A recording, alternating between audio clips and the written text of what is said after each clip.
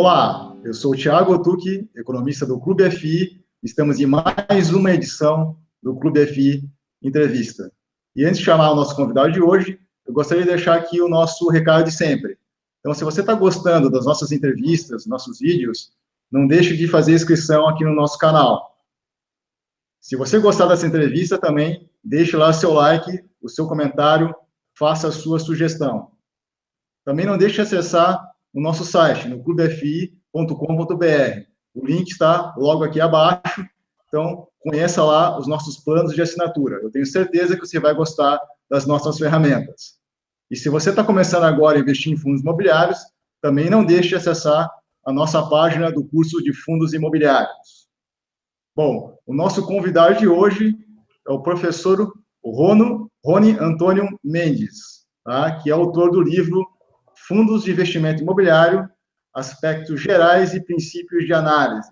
Então, até gostaria de agradecer não somente o Rony, tá, pela presença aqui no nosso programa, mas também a editora Novatec, né, que enviou, né, como cortesia essa edição aqui, né, do livro do Rony, que é o assunto da nossa entrevista. Tudo certo aí, Rony? Opa, tudo certo, Thiago. Tudo bem. Tudo certo. Ok, Rony, então, você é um participante bastante ativo, né, do nosso fórum, então, boa parte da nossa comunidade te conhece, né? Até qual que é o seu apelido lá no Clube FI? É Rock Blues. O Rock Blues. Né? Rock Blues. Então, o pessoal deve conhecer, né, você lá como Rock Blues, né,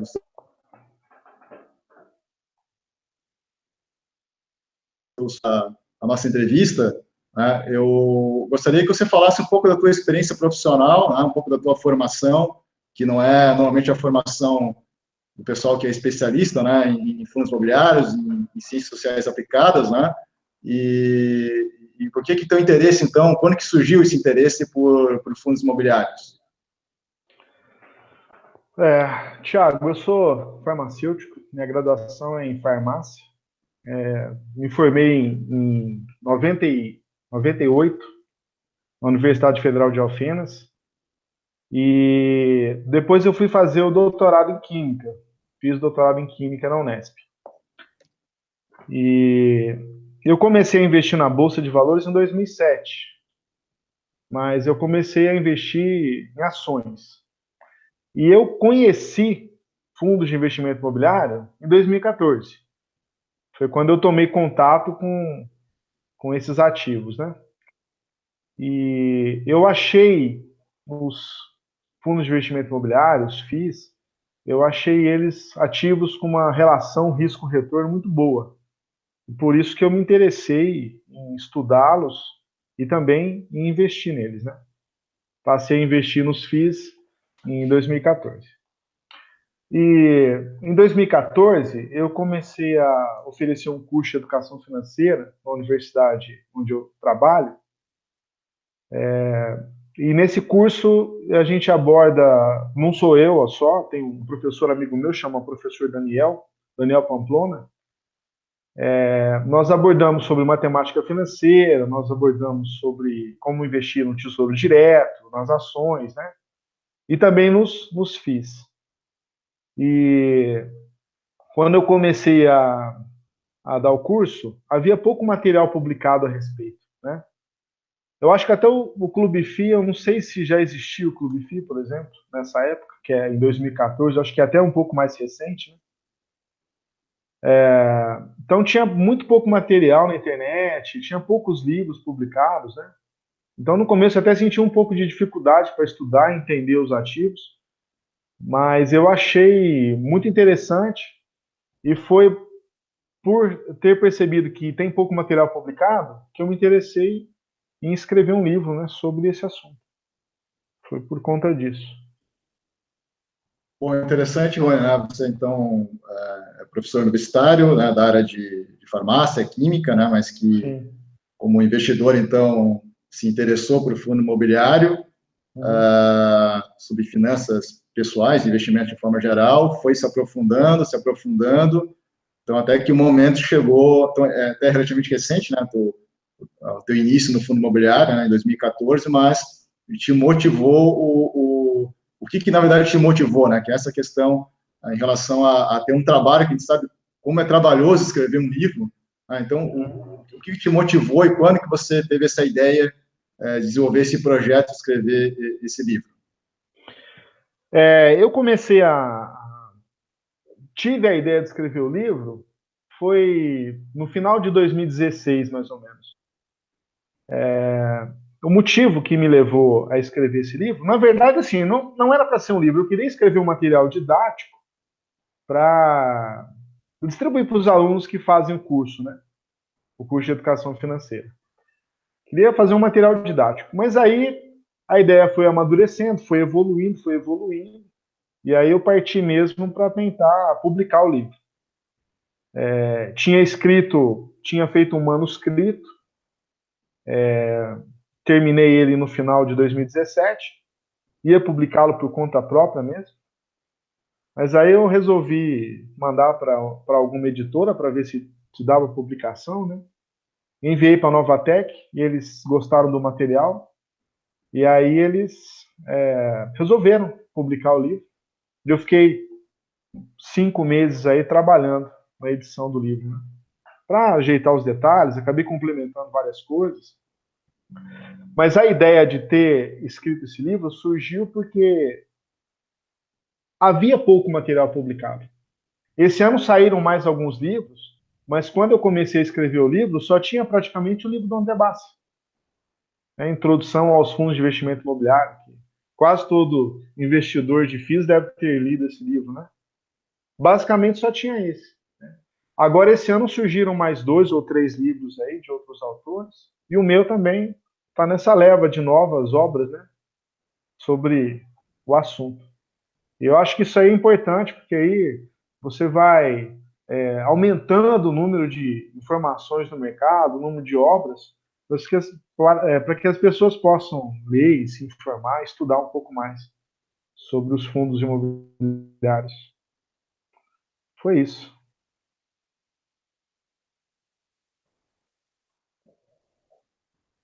Interessante, Rony. Você falou aqui sobre, né, a ideia do livro. Realmente tinha pouco material, né, há alguns anos atrás. Agora você já está acrescentando aí um material relevante. Né, tive a oportunidade, recebi hoje esse livro, né, eu já tive a oportunidade de folhear ele, já tinha visto todo o sumário, já tinha conversado contigo, realmente está de parabéns, o livro está muito bem estruturado, um conteúdo realmente interessante. Então, eu queria que você que possivelmente leu, né, por exemplo, o livro do Bate ou outros livros que estão no mercado, qual é a proposta, o que você propõe de diferente, né, do que já tinha, e principalmente para que tipo de investidor esse livro está direcionado? Quer dizer, ele é para o iniciante, para o intermediário, ou mais avançado, ou ele consegue atingir todos esses públicos? Tiago, a proposta do meu livro, ele é um livro voltado mais para o investidor iniciante no mercado. E a proposta do meu livro eu abordo e explico, né, principalmente como que a pessoa faz para avaliar um FII. Essa é a proposta. Eu explico como que o investidor iniciante pode fazer para avaliar um ativo. Esse é o diferencial do meu livro. Principalmente, o livro é bastante focado em avaliação de FIIs de tijolo, né? Mas eu abordo também a avaliação de FII de papel, avaliação de FII de fundos. Então eu explico para os investidores, né, para os leitores, né, eu explico diversos parâmetros que podem ser calculados, como, por exemplo, preço do aluguel por metro quadrado, como que calcula preço do metro quadrado do imóvel de um FII, e abordo também a parte de precificação de ativos por fluxo de caixa descontado, que é uma ferramenta que, para quem é investidor iniciante e vê as pessoas comentando disso nos fóruns, vê falando sobre valuation, vê falando sobre preço justo, e não tem a mínima ideia de como fazer isso, né? Então eu tentei montar um ferramental dentro do livro que o investidor iniciante pode estar utilizando para fazer a avaliação e, inclusive, a precificação de ativos. Interessante, Rony. A gente vai falar um pouco mais sobre essa questão, que é, como você falou, né, o foco do livro, né, em relação à avaliação, né, pelo método do fluxo de caixa descontado.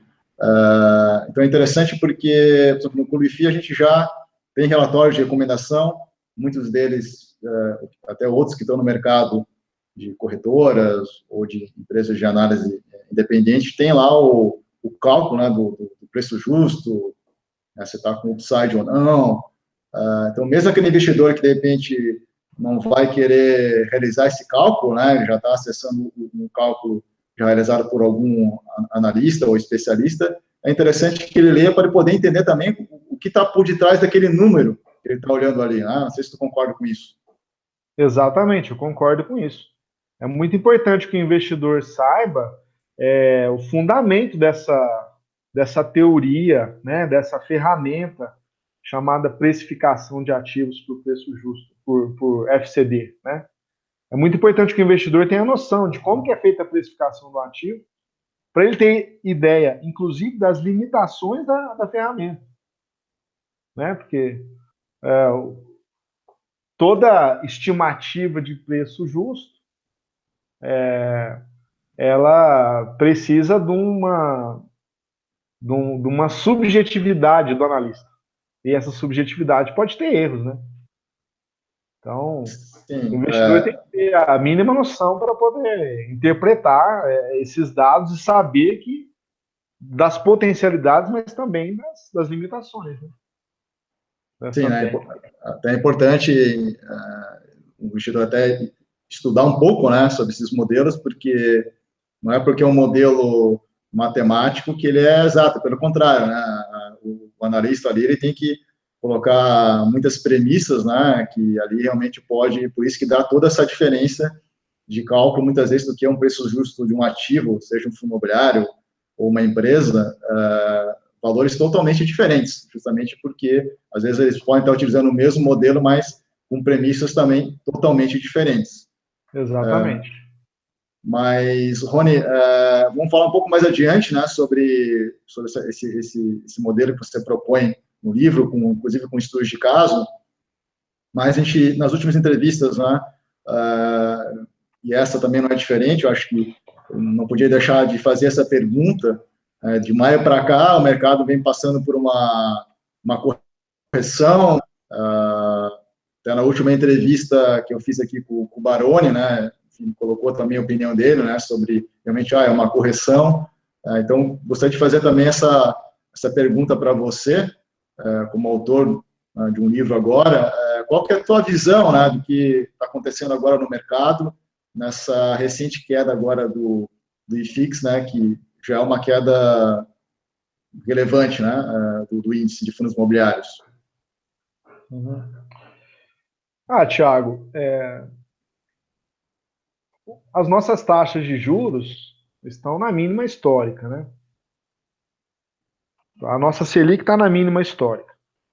E existe uma correlação inversa entre os fundos imobiliários e outros ativos de risco com as taxas de juros. Então, o nosso IFIX, né, estava super valorizado no momento. No meu entendimento, estava super valorizado. E no último mês, principalmente, de maio para cá, a gente teve uma elevação das taxas de juros futuros. E isso, o investidor que acompanha o Tesouro Direto pode ter percebido, né? Que as taxas das NTN-B aumentaram. E isso já causa uma mudança na precificação dos ativos de risco, fazendo com que houvesse essa desvalorização. E toda vez que as taxas de juros sobem, as taxas livres de risco aumentam, os investidores passam a exigir maiores retornos dos ativos de risco. E é isso que causou essa desvalorização do IFIX e também das ações. Né? Agora, esse processo vai continuar? Não sei. Isso aí não dá para saber. Né? Eu acredito que é uma correção. Nós estamos vivendo aí um ano de muita volatilidade, um ano em que nós vamos ter eleições presidenciais, e é isso que está dando a tônica, né, de todo esse movimento aí, que a gente não sabe quais são os candidatos que vão ganhar o presidente, os candidatos que vão ocupar as cadeiras do Senado, do Congresso. Não sabemos se esses candidatos vão apoiar, né, agendas de reformas que são necessárias para o nosso país voltar a crescer. Então, esse clima de volatilidade aí aumenta mesmo as taxas de juros, porque os investidores querem mais prêmios de risco, né? E isso aí respingou nos FIIs e nas ações. Agora, se é só uma correção, ou se é um movimento de queda que vai se tornar mais pronunciado, isso aí eu não sei. Eu não trabalho com esse cenário, sabe? A minha maneira de investir não é ficar tentando interpretar o futuro, não. Eu acho bem complexo isso, né? Ninguém tem, a gente não tem uma bola de cristal, né? Como o pessoal gosta de brincar, né? Ninguém tem uma bola de cristal. O que eu acho, assim, que o investidor que começa a investir em FIIs e começa a investir em ações, ele tem que estar preparado para essas oscilações de curto prazo e ele tem que estar preparado para fazer um investimento de longo prazo. O foco do investidor de FII, de ação, tem que ser a longo prazo. Quando a gente fala longo prazo, é quantos anos? Você está falando aí pelo menos 5 anos, né? Pelo menos, né? No mínimo 5 anos. Né? Se bem que eu acho que 5 anos também, para mim, é um prazo pequeno para renda variável. Eu acho que você tem que pensar num prazo aí de mais de 10 anos. Né? Aí, para quem tem esse foco, na verdade, essas quedas que acontecem, elas são oportunidades. A pessoa vai conseguir comprar ativos de qualidade mais baratos, que vão dar retornos maiores, e aí é uma oportunidade. Né? Se o ativo é bom, a gente tem um mercado. Se o ativo é um ativo de qualidade, no longo prazo ele vai valorizar. É essa a certeza. E se o ativo tem uma qualidade duvidosa, no longo prazo ele vai desvalorizar. Essa é a verdade do mercado, né? Então, eu, particularmente, eu não fico tentando assim, interpretar cenário macroeconômico. Eu não tenho competência para isso. E a verdade, a grande verdade é assim, se você perguntar para 100 economistas o que eles esperam do futuro, você vai ter 100 respostas diferentes. Eles mesmos, os economistas, não conseguem conversar entre si. Né? O que eu, um investidor pessoa física, que não sou economista, o que eu vou querer interpretar o futuro? Né? Eu não trabalho dessa maneira, eu não invisto dessa maneira. E recomendo também para os investidores de FII, assim, ter um foco no longo prazo. E essas oscilações, elas são normais. É isso. Bom, perfeito, Rony, eu concordo contigo, enfim, acho que também está muito em linha com outros convidados aqui do nosso programa, e então é mais um motivo, né, para a gente, óbvio, né, que você também, pessoalmente, deve comentar isso, a gente também já tem artigos falando sobre isso no Clube FI, você também deve comentar, né, que o investidor também tem que olhar, né, o que está acontecendo para a parte macro, principalmente a parte de juros, porque isso realmente influencia, né, que é o que você comentou agora, né, impacto agora no IFIX, mas que o mais importante em relação ao fundo imobiliário é o fundamento daquele fundo, né, é a qualidade do ativo, que isso que daí, como tu falou, no longo prazo, nós estamos falando aí de um investimento, talvez, de 10 anos ou mais, é isso que vai prevalecer o teu retorno aí ao longo desse tempo todo, né. Acho que você preparou, né, Rony, um material que você quer compartilhar aí com a gente, né, que acho que vai ficar mais ilustrativo essa questão agora dessa recente queda do IFIX, dessa relação com taxa de juros. Tá. Eu vou colocar aqui na tela, então.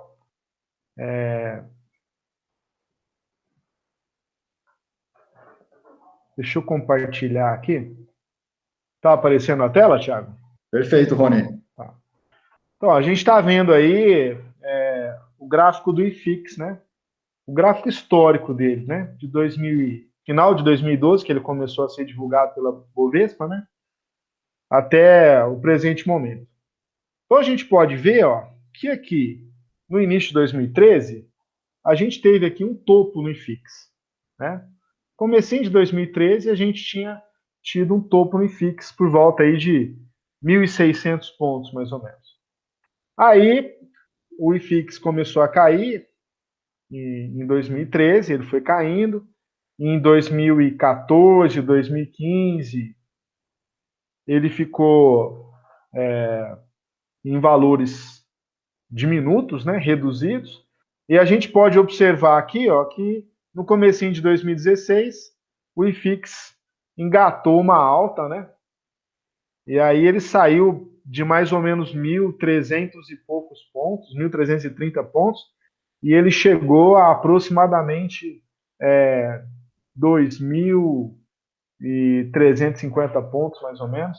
E a gente pode ver ó, aqui, no último mês, principalmente, né, teve uma grande queda aqui. O IFIX caiu de 2.320, 330 pontos para 2.100 pontos. Né? Foi uma grande queda. Não, o que está motivando essa queda? Aí a gente vai olhar para as taxas das NTN-B. Né? Aqui está o histórico de taxas da NTN-B nessa tela.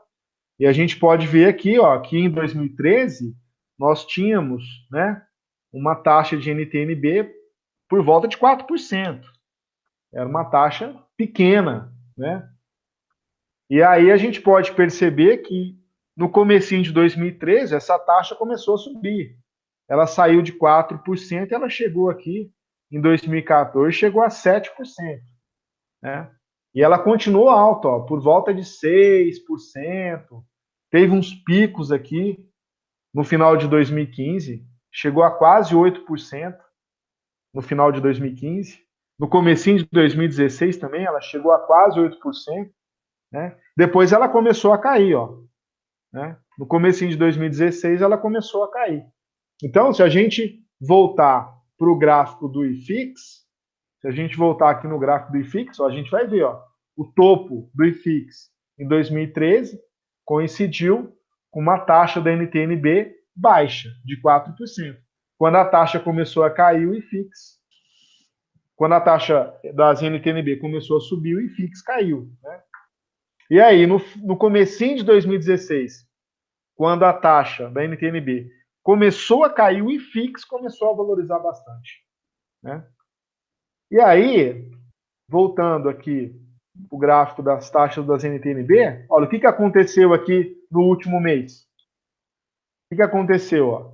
A taxa das NTN-B saiu de aproximadamente aí 5% e está chegando próxima de 6%. Então foi essa subida das taxas aqui das NTN-B que contribuíram para a grande queda no IFIX que a gente observou. Então, os iniciantes eles ficam procurando explicações para essas quedas do IFIX e ficam esperando o aumento da Selic. Né? Então, inclusive nos fóruns, a gente já vê assim, as pessoas comentando que a hora que a Selic começar a subir, aí os FIIs vão cair mais ainda. A gente não sabe, porque às vezes, quando a Selic começar a subir, os juros futuros já subiram tudo que tinha para subir, já anteciparam toda a subida da Selic. Né? E aí, talvez, a hora que a Selic começar a subir, os FIIs já tenham caído tudo que eles tinham para cair. Então, o investidor verificar essa volatilidade, né, do IFIX em relação às taxas de juros, é melhor ele olhar não para a Selic, mas ele tem que olhar para essas taxas das NTN-B, que são os DIs futuros, né, que respondem aos DIs futuros. Exato, acho que essa é uma sugestão bem interessante, Rony. Realmente o investidor não deve fazer essa confusão, né? A taxa Selic, sim, ela impacta, mas a taxa Selic é a taxa de curto prazo que o Banco Central está regulando ali em cada uma das suas reuniões, né, para a decisão da taxa Selic. Outra coisa é o impacto, né, das taxas de longo prazo, que a gente chama, os economistas, especialistas, né, nessa área, trabalham principalmente com renda fixa e a parte monetária, que é a curva de juros. Né? Então, os vértices mais longos, né, são os que estão subindo agora e acabam aumentando as taxas, como você colocou aí no teu slide, né, de uma NTNB mais longa, que é essa de vencimento 2035, né? Então, em grande parte, a tua opinião, então, em grande parte, essa queda está muito vinculada a essa questão aí desse estresse de mercado que impactou em dólar, né, impactou no Ibovespa, que impactou as taxas de juros de longo prazo no mercado futuro, que, consequentemente, então, impactou, né, nas taxas da NTNB, das NTNBs longas, e que o IFIX não ia ficar parado, né? Não ia ficar isolado desse movimento todo que aconteceu agora no mercado. Exatamente. É isso aí, Thiago. E, Rony, também você divide, o teu livro está dividido em vários capítulos, e tem um capítulo que é algo que também a gente costuma trabalhar bastante aqui no nosso programa, que é essa questão agora, principalmente, né, da importância do fundo de papel. Então, eu vi que você tem um capítulo específico para isso, né? E realmente é muito diferente, né, um fundo de recebível para um fundo de tijolo, né? Então, eu queria que você falasse um pouco também sobre os fundos imobiliários, né, de papel, o recebível, de repente, alguns cuidados, né, que o investidor deve ter ao avaliar um fundo dessa categoria. Uhum. Thiago, os FIIs de papel, eles são importantes porque eles têm uma volatilidade menor do que os FIIs de tijolo. Então, no meu entendimento, é importante o investidor colocar um pouco de FII de papel na carteira para tornar a carteira menos volátil. O valor das cotas dos FIIs de papel não oscilam tão intensamente quanto o valor das cotas dos FIIs de tijolo. E ao contrário dos FIIs de tijolo, quando as taxas de juros ou mesmo a inflação aumentam, os rendimentos dos FIIs de papel podem ser turbinados. Isso aí aumenta o fluxo de caixa para o investidor conseguir comprar mais ativos. Então, na verdade, assim, o FII de papel ele é uma renda fixa turbinada, mais arriscado, bem mais arriscada do que a renda fixa tradicional, CDB, LCI, LCA, né? Tesouro direto. Ele é mais arriscado, mas em contrapartida ele também pode ser bem mais rentável. Então, o que o investidor tem que avaliar quando ele vê um FII de papel? Vou colocar aqui, ó. Quais são os cuidados que o investidor, né, tem que ter para avaliar um FII de papel? Deixa eu compartilhar a tela. Vamos lá. A primeira coisa que o investidor tem que verificar é a qualidade da carteira. O investidor tem que ver quais são os títulos que o FII de papel possui em sua carteira.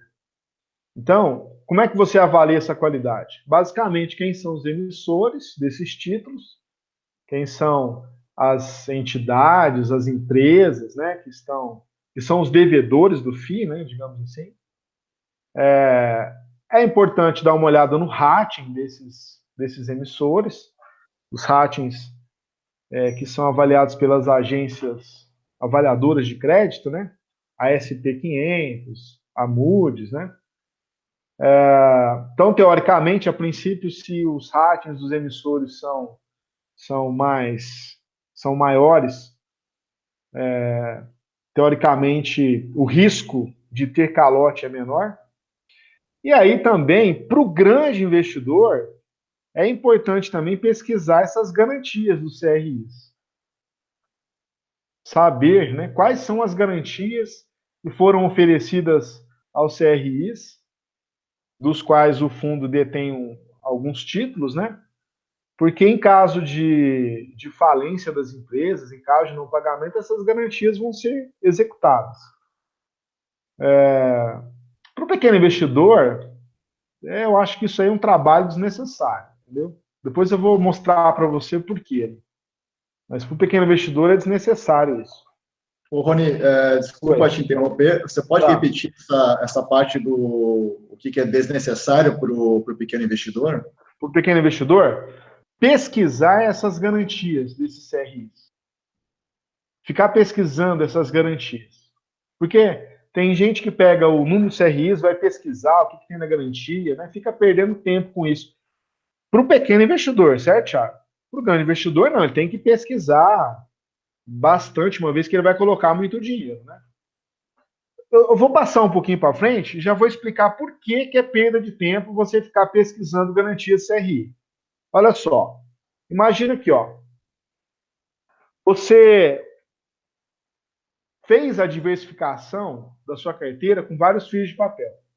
O investidor colocou vários FIIs de papel na sua carteira. Então, digamos que ele decidiu alocar 10% da carteira dele e colocou em 5 FIIs de papel diferentes. Então, o que isso significa? Que cada FII está com 2% da carteira.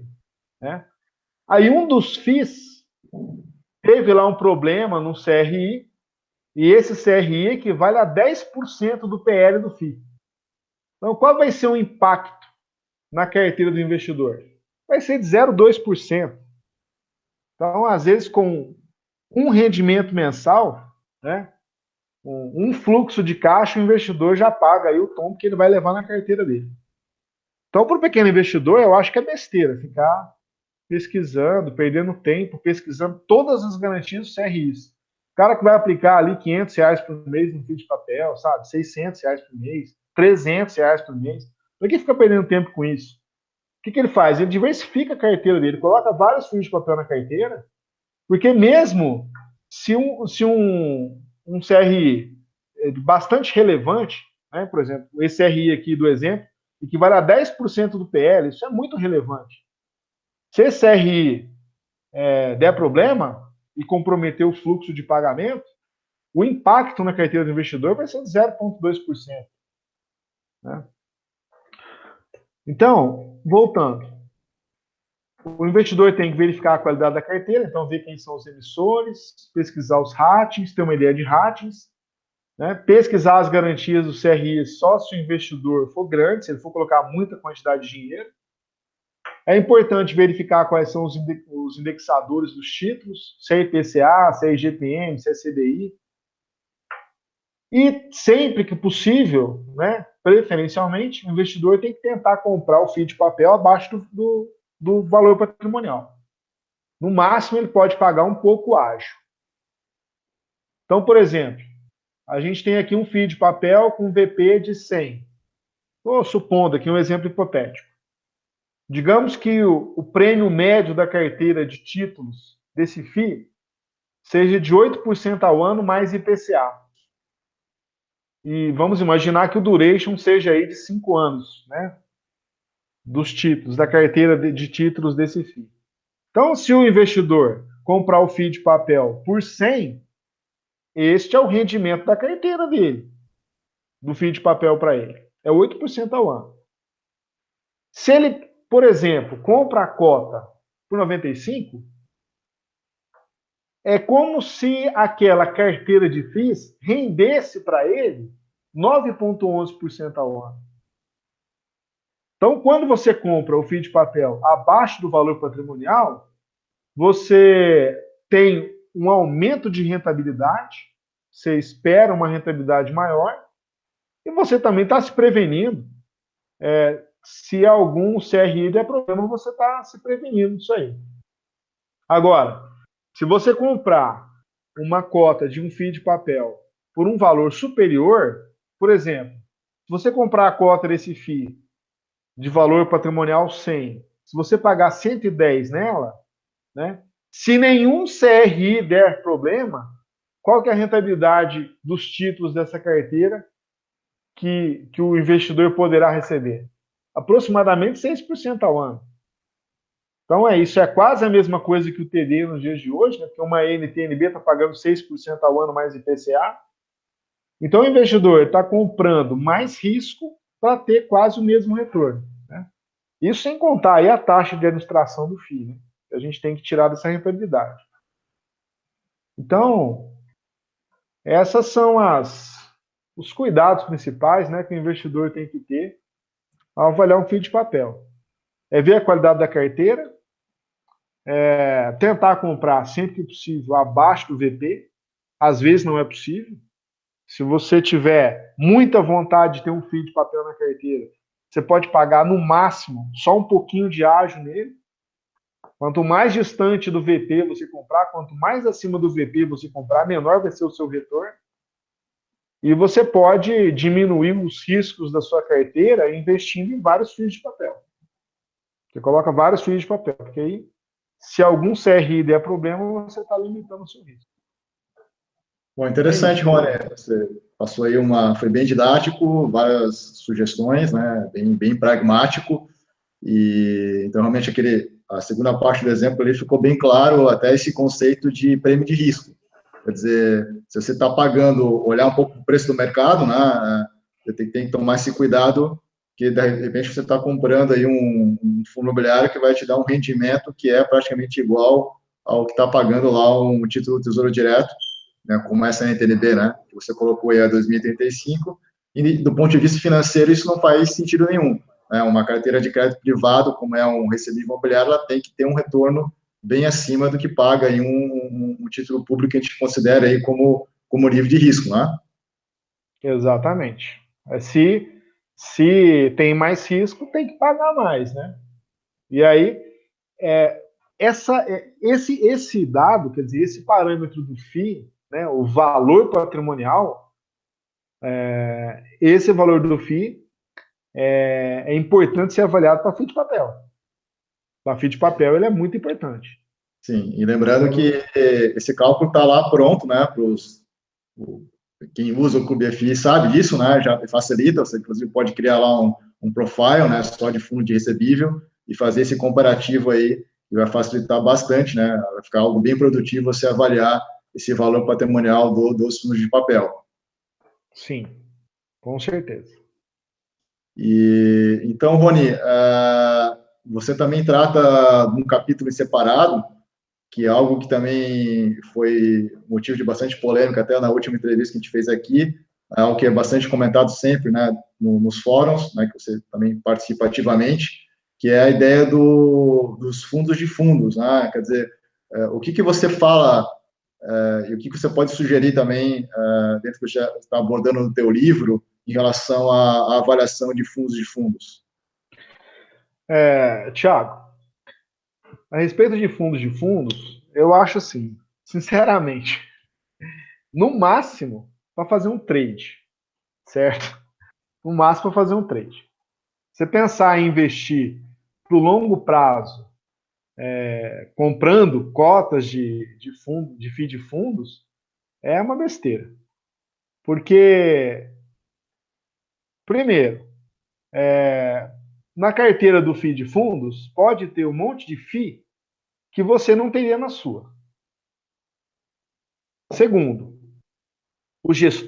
pode ser que o gestor, ele faça movimentações na carteira do fundo para a qual você não está de acordo com ele.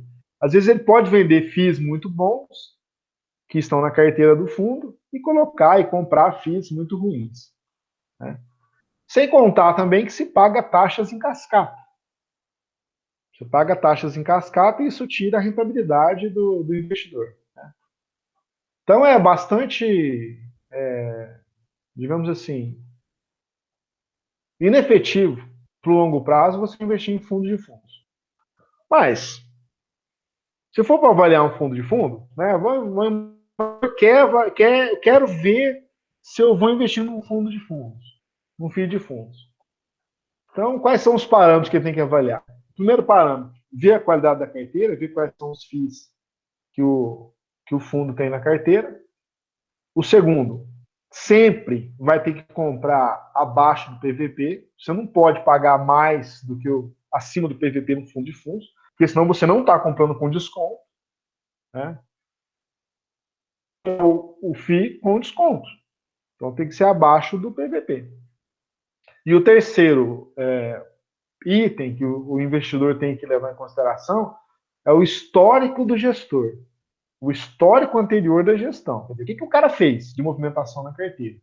Ele é efetivo para trazer retorno para o investidor ou não? Né? Então, teve um FII, se me dá licença, eu vou pegar aqui o livro aqui, vou abrir aqui no capítulo, só para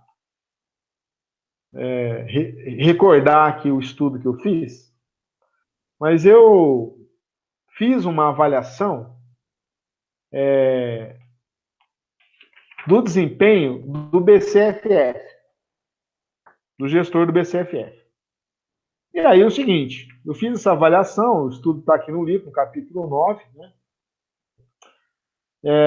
E eu verifiquei a carteira do FII de setembro de 2016, verifiquei os FIIs que ele tinha na carteira, e aí eu verifiquei qual foi o desempenho desses FIIs da carteira dele até setembro de 2017 e comparei com o desempenho do BCFF, né? Então, assim, eu cheguei à conclusão, né, avaliando o estudo aqui, o BCFF tinha 26 fundos na carteira em setembro de 2016. Tá? No período setembro de 2016 até setembro de 2017, de 27 fundos, sendo 26 da carteira do BCFF e o 27º sendo ele mesmo, dos 27 fundos, quer dizer, 20 performaram melhor que o BCFF. 20, 75%. Então, assim, vou imaginar que o investidor não soubesse de nada, sabia nada de FII, nunca estudou nada. Aí ele chegou com uma grana lá em setembro de 2016, né? E alguém apresentou uma lista para ele de 27 fundos e falou assim: ó, escolhe um fundo aí para você investir. A probabilidade dele escolher um fundo assim aleatoriamente, ter um retorno maior do que o BCFF conseguiu para ele, era de 75%. Né? Então, assim, claro que esse estudo aqui só vale para esse período, para períodos diferentes você tem que abordar outros dados, né? Dados passados não são garantia de dados futuros, né? Mas o que eu observei nesse estudo, assim, é muito pouco eficiente você investir em FII de fundos. Agora, para trade, se o investidor conseguir detectar que um FII de fundos está muito barato em relação aos outros, está com preço muito descontado em relação a outros, ele pode tentar arriscar um trade, entendeu? Mas é trade, né? Não é investimento, é trade. É você saber identificar se algo está barato ou não.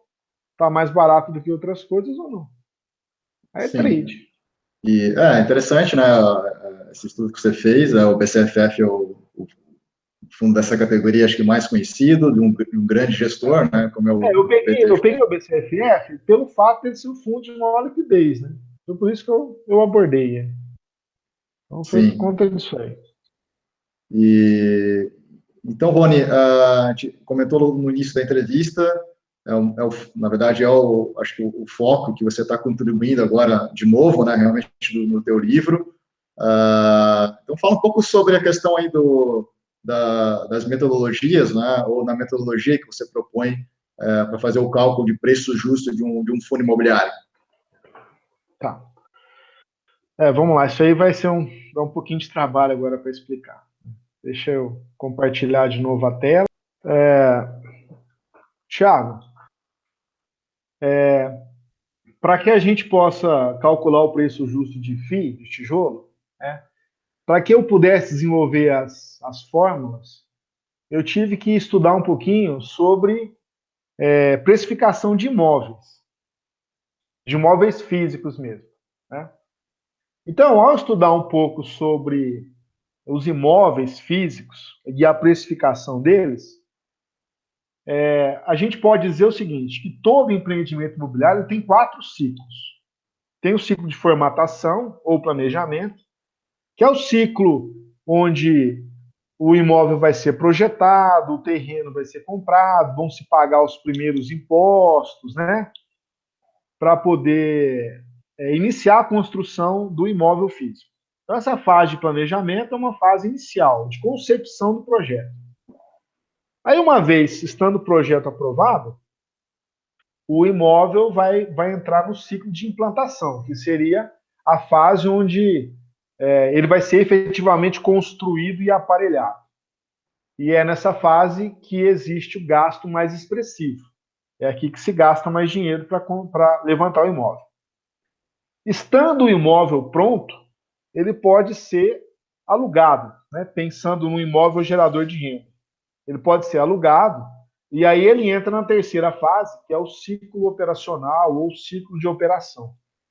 Então, neste ciclo, ele está gerando renda, ele está gerando renda através de aluguéis, e ele é mantido em operação com pequenos gastos, com pequenos investimentos que são retirados do seu próprio fluxo de caixa.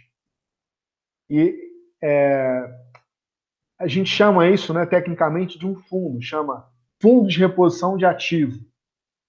Então, do próprio fluxo de aluguéis, do próprio fluxo de caixa gerado pelo imóvel, né, a gente tem que extrair um percentual dessas receitas imobiliárias que ele gera para poder ir fazendo as pequenas adaptações, pequenos consertos, né, pequenas reformas do imóvel, para mantê-lo operacional. Mas vai chegar um momento em que o imóvel, mesmo com reformas constantes, vai chegar um momento que ele vai atingir o ciclo de exaustão. Então, quando ele atinge o ciclo de exaustão, ele precisa de receber um investimento bastante, digamos assim, substancial para poder retomar, né, a sua plena capacidade de geração de receita. Mais ou menos quanto tempo dura um ciclo operacional de imóvel? Mais ou menos aí, por algumas literaturas que eu li, entre 18 a 22 anos. Né? Algo entre 20 e 25 anos. Eu aproximo para 20 e 25 anos. Então, a gente sabe que o imóvel, depois de 20 anos gerando renda, ele vai ter que receber um investimento substancial, que seria uma reforma, um retrofit. Tá? Mais ou menos entre 20 e 25 anos. Então, para o investidor que vai comprar o imóvel no ciclo de operação, no início do ciclo de operação, tá? Qual que é o preço justo desse imóvel? O preço justo seria dado por essa equação aqui, ó. Esse VO0 é tecnicamente chamado de valor de oportunidade de investimento. Então, isso aqui é o valor de um imóvel no início do seu ciclo operacional, né? Então, ele é igual à somatória das receitas operacionais disponíveis, que é o ROD, trazidas a valor presente pela taxa de desconto. Então, a gente soma essas receitas operacionais disponíveis geradas durante 20 anos. Isso aqui é o primeiro termo da equação do preço justo do imóvel. E esse termo aqui, VOIN, dividido por 1 mais R elevado a N, isso aqui seria o valor residual. Então, vou interromper o compartilhamento aqui. Ok, então isso seria a equação do que muitos escutam lá. Eu uso um método aqui de valuation, um cálculo de preço justo, o método de fluxo de caixa descontado. Quer dizer, aquela equação ali é um dos métodos que são utilizados para fazer esse tipo de cálculo. Para imóvel físico, uma das equações é essa, tá? E aquele valor residual, que é o VOIN, o que é o VOIN? Seria assim, ó, imagina assim, você tem um imóvel novo, você comprou ele, tá? Você é um investidor novo. Você comprou um imóvel novo hoje, ele gerou para você 20 anos de aluguel, tá? E depois de 20 anos, ele atingiu o ciclo de exaustão. Então aí você tem duas opções. Ou você investe nesse imóvel num retrofit dele, ou você vende ele. E se você vendê-lo para outro investidor, você tem o valor residual, que é o chamado VOIN. Tá claro? Posso continuar? Posso voltar lá para a transparência? Então a gente pega as receitas operacionais disponíveis do FII do 21º até o 40º ano, traz a presente pela taxa de desconto e multiplica por esse fator aqui, que é o 0,75. Então, esse fator aqui, o que ele vai fazer? Ele vai reduzir, retirar das receitas operacionais disponíveis o investimento I que você teve que fazer no retrofit do imóvel. Bom, aí eu peguei essa equação, que é de imóveis físicos, tá?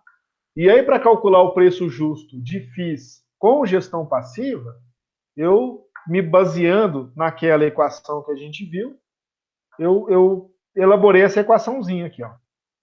É complicada tudo, mas tem uma planilha aí que faz isso automaticamente, né? O que é o fluxo de caixa do FII? O fluxo de caixa do FII de gestão passiva é a receita imobiliária obtida com os aluguéis, mais as receitas financeiras que o FII tem aplicadas, menos as despesas totais. Então, isso aqui tudo, o R IMOB mais o R FII menos o D totais, seria o resultado líquido do FII. Desse resultado líquido, eu vou extrair um percentual relacionado à vacância financeira estimada, que é o VOP. Eu estou chamando de VOP porque isso seria no ciclo operacional do imóvel do FII. Vou tirar também um fator R, que seria a retenção, né, para constituir, por exemplo, o fundo de reposição de ativo, que eu estou chamando de ROP. E aí a gente multiplica também por 1 mais G. Esse G aqui seria taxa de crescimento do resultado líquido, taxa real. Que, na verdade, segundo o Damodaran, no longo prazo é zero. Então, mas eu deixei aí na equação, tá na equaçãozinha aí, né? Mas segundo o Damodaran, no longo prazo, quanto vai aumentar o resultado líquido do FII de gestão passiva? Zero. 0% acima da inflação. E a gente traz isso a presente pela taxa de desconto. E o valor residual, a gente leva em conta também, né, as mesmas variáveis, quer dizer, as despesas, as receitas imobiliárias, receitas financeiras, despesas totais do FII no ciclo de exaustão, quer dizer, após o retrofit. Tira também a vacância estimada na fase de exaustão, a retenção na fase de exaustão, quer dizer, a mesma equação, só que multiplicada por esse fator, 1 menos alfa. E esse alfa aqui é para reduzir o investimento que você vai ter que fazer no retrofit do FII. Né? Então, baseado nessa equação, eu desenvolvi uma planilha, e aí com essa planilha a gente joga os dados lá, faz as estimativas de vacância, de retenção, e coloca a taxa de desconto, né, que a gente deseja, e essa planilha retorna para a gente o preço justo do FII. Bom, interessante, Rony. Então, quem adquire o livro também então, tem direito a receber essas planilhas? Na verdade, as planilhas estão disponibilizadas lá no link do livro. Então, certo, qualquer pessoa pode abaixar lá. Eu até já divulguei aí no Clube FII, né? Qualquer pessoa pode abaixar. Agora, a questão é que as planilhas estão lá e para entender certinho como é que ela funciona, tem o exemplo do livro, né? Então, Rony, mas qualquer pessoa pode baixar lá e brincar. Mas é óbvio assim, Thiago, é uma coisa até que eu já tentei deixar ali claro para as pessoas no Clube FII, né? Assim, eu não sou um analista, né, cara? Eu sou um investidor professor, né? Então, essas planilhas funcionam mesmo? Cara, estou testando ainda, né? Talvez daqui uns 10 anos eu vou ter resposta se elas funcionam mesmo ou não, né? Mas está ali, para fazer simulações, estão ali disponíveis. Até para... Bom, primeiro que acho que você está bem fundamentado, né? Você, por exemplo, citou o Damodaran, que é considerado o papa aí do valuation, né? Bastante conhecido na literatura. Sim. Então, as ferramentas estão aí acho que a questão, até de ser um pouco didático aqui, independente da questão daquelas equações que pode assustar muita gente, né? Acho que o mais importante, a gente já comentou aqui na entrevista, é que, então, a questão do algo que é subjetivo. Né? Então, a equação ali, você vai aplicar ela, mas cada um vai colocar o seu input, né? A receita, né? Cada um. Daquilo que você falou. Dependendo do quanto você estima de vacância, o tanto que você estima de retenção do resultado líquido, de taxa de crescimento, de taxa de desconto, você vai ter um valor de precificação. E aí o que acontece? Quanto mais próximas da realidade futura estiverem as suas estimativas, mais próximo estará preço justo encontrado na simulação, o preço justo do ativo mesmo, né? Mas, assim, é aquela história, assim, você fazer a precificação é você tentar adivinhar o futuro. Isso é complicado. Aí, o que eu acho que é a melhor coisa que o investidor pode fazer com essas ferramentas? É assim, o uso melhor da ferramenta é assim, ó. Se você vê o preço de um ativo e você vai tentar fazer a precificação dele, e você vê que as variáveis ali estão todas, digamos assim, superestimadas, o preço justo dele, aí, assim, ó, tá caro esse ativo. Não compre ele, porque ele vai estar caro. Né? É isso que é a principal utilidade, para mim, é essa. Até para o investidor, Rony, também deixa eu entender, o resultado final do modelo, como é que é a tomada de decisão. Então, você vai chegar, depois desses cálculos, né, que envolve uma série de premissas naquelas variáveis, né? Sim. Se o preço que você calculou, o preço justo ali, né, o resultado final, você tem que pegar aquele preço e comparar com o que está no mercado. Exato. Né? Então, se o preço do mercado estiver abaixo desse preço justo, quer dizer, é um motivo para uma possível compra desse fundo imobiliário. Agora, se o preço justo, né, você comparar com o preço de mercado, e esse preço de mercado está muito acima, né, seria um motivo para não comprar ou até vender se você tiver em carteira. Exatamente. Essa é a interpretação. Eu vou mostrar um exemplo. Posso mostrar um exemplo de como que seria isso? Posso colocar um exemplo? A gente já está aqui na parte final, tá, Rony? Então, eu vou pedir que você compacte bem a tua análise, tá? Tá. Não, rapidinho. Só vou mostrar um exemplo aqui do ABCP, de uma precificação do ABCP, por exemplo. Só um exemplozinho, né? Eu peguei aqui o ABCP, ó, peguei o valor de mercado dele, quando a cota dele estava R$15, coloquei aqui as receitas totais do FII, coloquei aqui as despesas totais, o resultado líquido na planilha foi gerado automaticamente, aqui coloquei o número de cotas do FII, aí a planilha automaticamente calcula o resultado líquido, aí eu estimei aqui, ó, 5% de retenção do resultado líquido, coloquei uma taxa de desconto de 7%. Desculpa te interromper, acho que você não estou conseguindo visualizar aqui a tua tela. Desculpa, eu esqueci de compartilhar. Peraí, só um minuto. Coloquei o valor de mercado da cota, R$15. Isso aqui são as receitas financeiras totais do FII no ano de 2017. Aqui as despesas totais do FII. O resultado líquido foi calculado automaticamente pela planilha. Aqui coloquei o número de cotas do FII. Aí o resultado líquido por cota foi calculado automaticamente. Aí estimei aqui uma retenção de caixa, de resultado líquido de 5%, para constituir caixa, e coloquei uma taxa real aqui, uma taxa de desconto real de 7%. Então, qual foi o preço justo do FII aí que a planilha me forneceu, né? De R$14,37. Então, o que significa isso? Se eu conseguir comprar o ABCP por R$14,37 uma cota, desde que essas premissas sejam válidas, ou seja, desde que o FII consiga gerar esse resultado líquido de 1,06 por cota por ano, né, pela perpetuidade, o retorno do meu investimento vai ser de aproximadamente 7% real. Né? Agora, é óbvio, assim,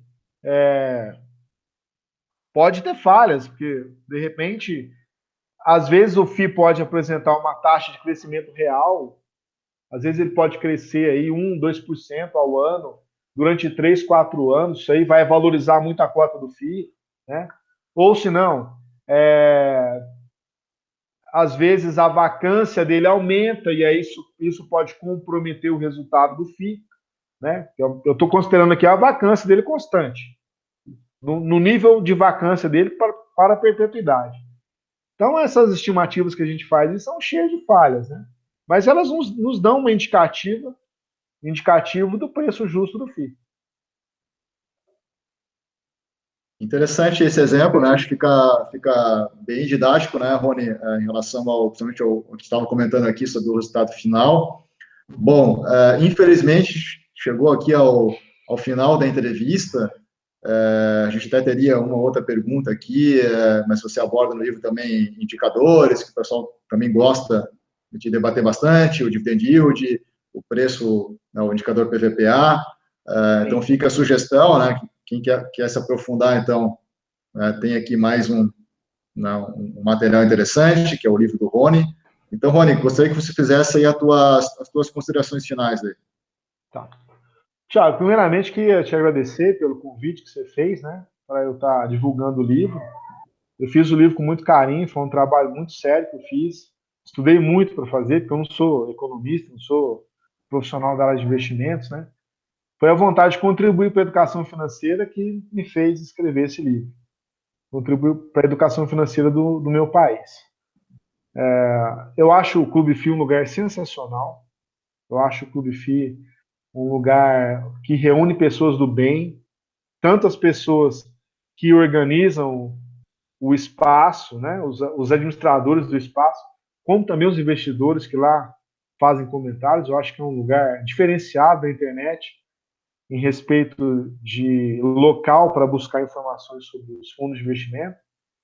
E eu também queria deixar uma mensagem para os colegas, né, que são investidores, né, e às vezes a gente começa a investir, e é importante sim estudar, é muito importante estudar sobre investimentos, mas a gente tem que tomar cuidado para não se tornar escravo, né? Porque eu acho que quando a gente começa a se preocupar demais, a tentar prever futuro, sabe? A ficar fazendo um monte de conta, aí eu acho que aí está perdendo a essência do investimento, né? Porque por que a gente investe? A gente investe para quê? Para poder ter liberdade.